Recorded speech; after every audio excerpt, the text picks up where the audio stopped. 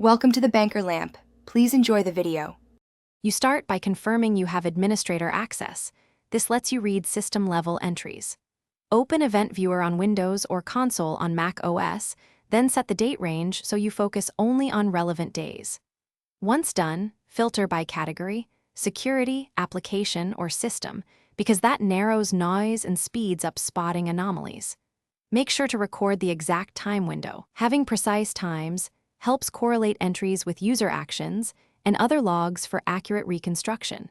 Now you apply targeted filters.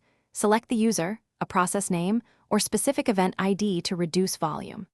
Use keyword search for errors or login strings and export matching entries into a CSV so you can sort and timestamp them externally.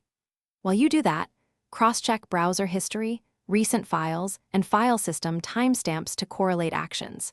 This is how you verify that an event log entry matches what a user actually did. Keep notes of anomaly patterns for the final review.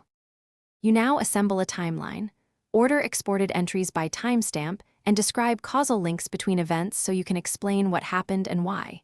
Save the filtered logs and take screenshots for records, then store them securely. If entries are missing, make sure verbose or audit logging is enabled and check archived backups or shadow copies. Missing data often means logging was off or rotated. Finally, document any uncertainties and the steps to repeat the collection with richer logging enabled. Thanks for watching. If this was helpful, leave a like and consider subscribing. See you next time.